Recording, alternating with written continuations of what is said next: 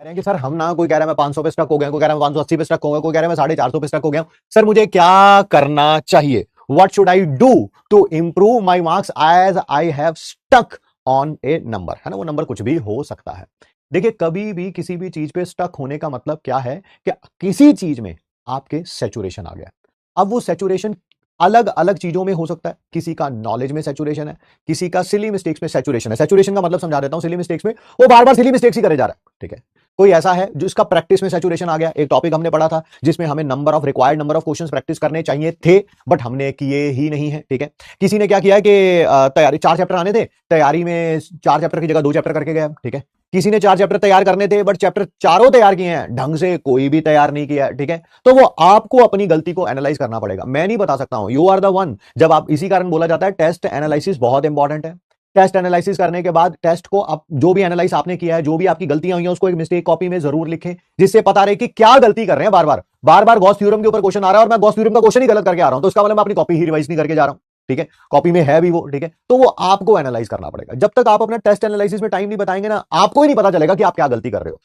n number of factors, but that n does not tends to infinity. There are 5 to 7 to 10 mistakes जो कि बार बार बच्चा repeat करता है, क्योंकि उसका उसमें सेचुरेशन आ गया। वो दुनिया का सबसे मुश्किल कामों में से एक है अपने आप को बदलना, ठीक है। सबसे पहले तो हम अपनी गलती एडमिट करेंगे कि हाँ यार, ये गलती हुई है मुझसे कि मैं प्रैक्टिस ही प्रॉपरली नहीं करके गया। मैंने संडे को टेस्ट था, मैंने तैयारी ही अपनी फ्राइडे से करनी शुरू करी। हालांकि अगर हफ्ते बाद या 2 हफ्ते बाद टेस्ट हो रहा है, तो हमें पूरे 2 हफ्ते की प्लानिंग होनी चाहिए हमारे पास। वो गलती क्या है, वो गलती क्या है, जब तक आप उसे एनालाइज नहीं करेंगे तब तक आप इंप्रूव नहीं करेंगे। दूसरी बात, कभी भी ये ना सोचें, never ever in your life कि यार मेरे जो नंबर यहां पे स्टक हो गए हैं ये हमेशा ऐसे ही रहेंगे। Always look for the room of improvement, always look for the room of improvement. अगर 680 आ रहे हैं तो 690 की तरफ जाने की कोशिश करिए, 580 आ रहे हैं तो 620 की तरफ जाने की कोशिश करिए। सर 620 भी सफिशिएंट नहीं है, तो मैंने कब कहा, मैंने तो अगले टेस्ट का टारगेट रखा। जो भी आज आपके मार्क्स आ रहे हैं उससे थोड़े मार्क्स बढ़ा के, अब वो 20 भी हो सकते हैं, 50 भी हो सकते हैं, 100 भी हो सकते हैं, डिपेंड कर रहा है आप कितना दूर है अपने टारगेट से, ठीक है।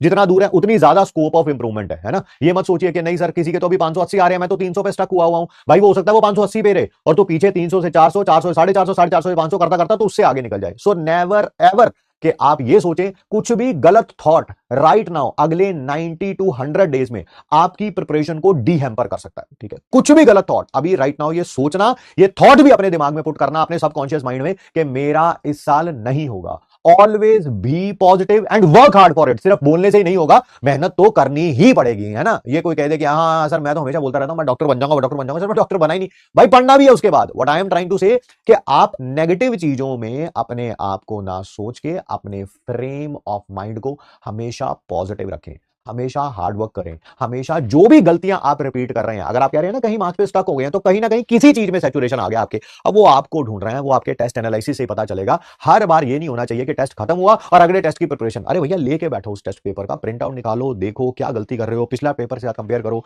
पिछले पेपर में भी यही गलती करी थी, सिली मिस्टेक, इस पेपर में भी सिली मिस्टेक ही कर रहा हूं, तो अगली बार से मुझे सिली मिस्टेक को कैसे अवॉइड करना है। जैसे मैं अपने बारे में बता दूं तो मैं कभी कभी क्वेश्चन को क्या करता हूं, which of the following is, आगे पढ़ता ही नहीं हूं करेक्ट और इनकरेक्ट, मैं अपने माइंड में ही सोच लेता हूं कि करेक्ट है। करेक्ट पूछा होगा, पूछा कभी कभी इनकरेक्ट होता है, तो मैं अपने आप को ही बोलता हूं कि नहीं यार, अगली बार से जब भी कोई क्वेश्चन मैंने अटेम्प्ट करना है तो पहले मैंने पूरा क्वेश्चन पढ़ना है, which of the following is correct और इनकरेक्ट, ठीक है। तब उसके बाद क्वेश्चन को अटेम्प्ट करना शुरू करना है। So this is a silly mistake, ठीक है। कई बार नॉलेज की प्रॉब्लम हो सकती है कि यार 4 चैप्टर थे, तैयारी ही मैंने 1 चैप्टर की करके गया था। तो ये आप सोचिए आपको क्या करना है, ठीक है। आप सोचिए।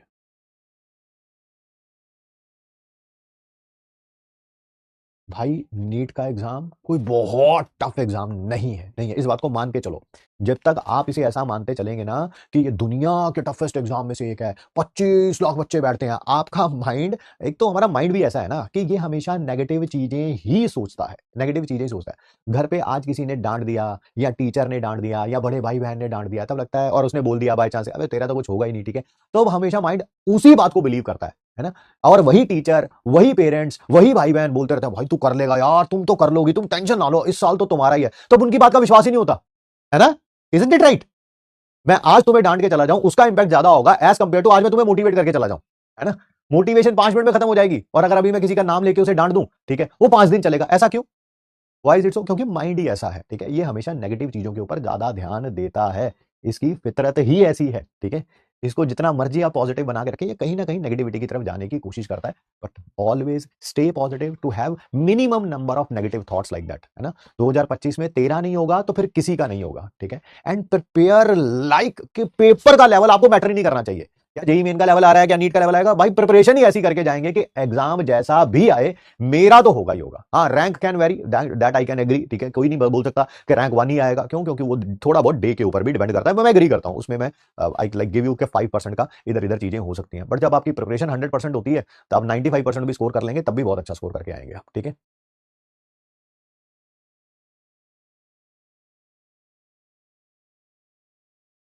अप्रैल के लास्ट 15-20 दिन में अपने आप को बहुत ज्यादा पुश मत करिएगा। हाँ, पढ़िए पढ़िए, मैं ये नहीं कह रहा हूं कि 15 अप्रैल के बाद किताबें बंद कर, मैं कह रहा हूं कि अपना थोड़ा स्लीपिंग पैटर्न को सही कर लेना। अगर स्लीपिंग पैटर्न की बैंड बजानी है तो अभी बजा लो, अभी कोई टेंशन वाली बात नहीं है, ठीक है। अभी है, ठीक है। अगले 60-70 दिन आप कर सकते हैं, बट लास्ट के 15-20 दिन अपनी बॉडी को रिलैक्स रखिएगा, अपने खाने पीने का ख्याल रखिए, ठीक है। बड़ा इंपॉर्टेंट है, कीप योर सेल्फ हाइड्रेटेड, ठीक है, थ्रू आउट द डे। ये क्लासेस के बाद क्लासेस हो रही है, ठीक है। पानी वानी बीच में पीते रहिए, खाने का प्रॉपर रखिए, ठीक है। सोने का टाइम भी थोड़ा सा प्रॉपर रखिए। मैं ये नहीं कहूंगा कि बहुत ही ज्यादा अपनी हालत खराब कर लो, 2-2 घंटे सो रहे हो, वो भी मत करना। बट हाँ, थोड़ा बहुत आप अपनी स्लीप पे कॉम्प्रोमाइज इन दिनों में जरूर कर सकते हो, बट लास्ट के 15-20 दिन नहीं। Your minds need to be extremely fresh, बहुत फ्रेश चाहिए। जब आप एग्जाम में जाने वाले हो बहुत रिलैक्स होना चाहिए, बहुत फ्रेश होना चाहिए। ऐसा नहीं होना चाहिए कि यार जिस दिन एग्जाम था उससे एक रात पहले तो जो है वो 3 ही घंटे सो के आए हैं। वो दिमाग बहुत थका होगा यार, थका होगा तो जो चीजें तुमने बहुत अच्छे तरीके से भी पढ़ रखी हैं आप उसको भी रिकॉल नहीं कर पाओगे। यही होता है लर्निंग फ्रॉम द मिस्टेक्स, क्या गलतियां हमने पिछले साल करी और इस साल नहीं करनी है, ठीक है। चलिए फिर मिलते हैं आपसे नेक्स्ट क्लास में। जो होमवर्क में क्वेश्चन दिया उनको करके लाइएगा। मिलते हैं आपसे नेक्स्ट क्लास में। Thanks for giving us your time. Thank you बच्चों।